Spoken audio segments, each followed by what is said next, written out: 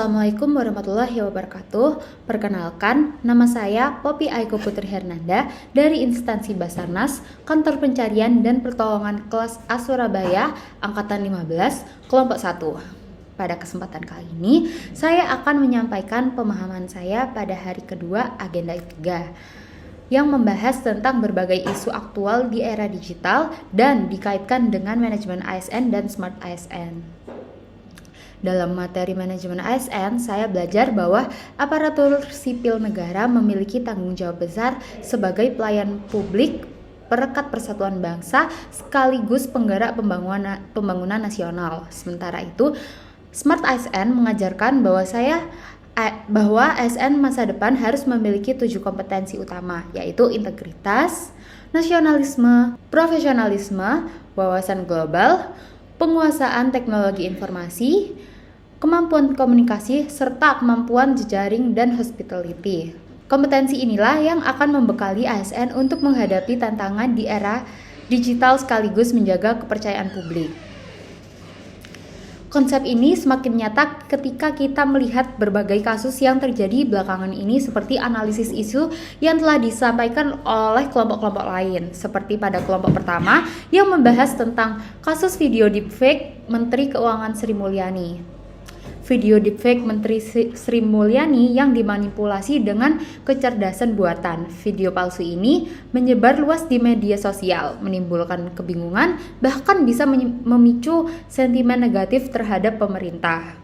Ancaman deepfake membuktikan bahwa teknologi canggih bisa disalahgunakan untuk merusak reputasi pejabat negara dan menggoyahkan stabilitas kebijakan publik. Dari kasus ini, kita belajar pentingnya literasi digital masyarakat serta kebutuhan regulasi dan teknologi deteksi yang lebih kuat.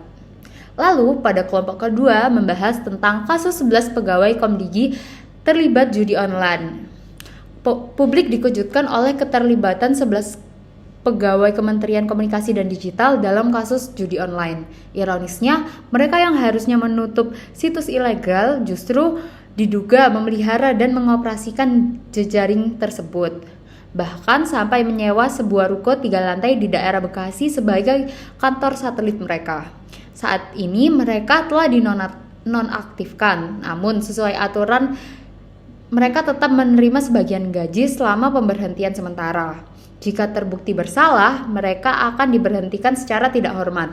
Kasus ini mencoreng nama baik instansi mereka dan menunjukkan bahwa tantangan ASN bukan hanya soal teknologi, tapi juga integritas moral dan penyalahgunaan wewenang. Dari sini kita belajar bahwa manajemen ASN harus benar-benar mampu menegakkan disiplin, etika, dan sanksi tegas agar marwah ASN tetap bisa dijaga. Selanjutnya, pada kelompok ketiga membahas tentang kasus phishing atau penipuan telepon.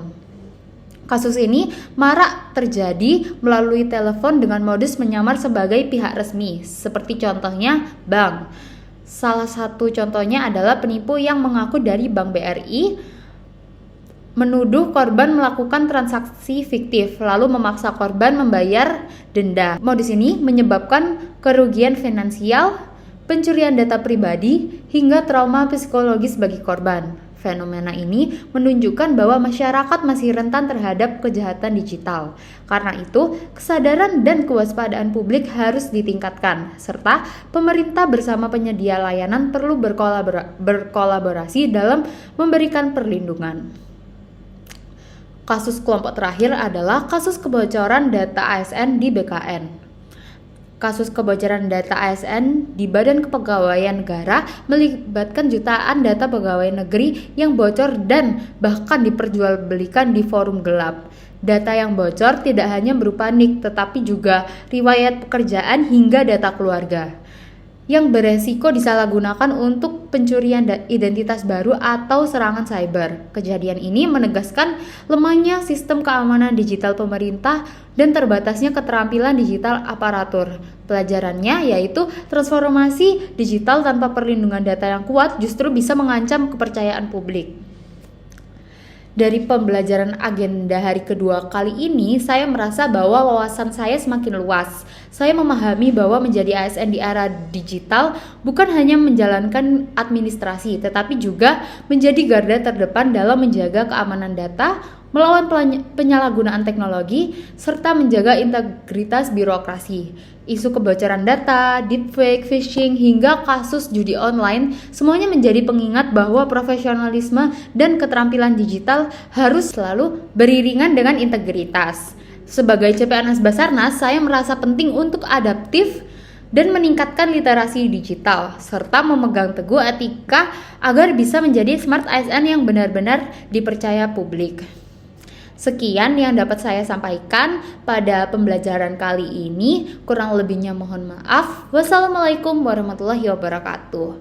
We are family, Afiknam Jagat Samagram.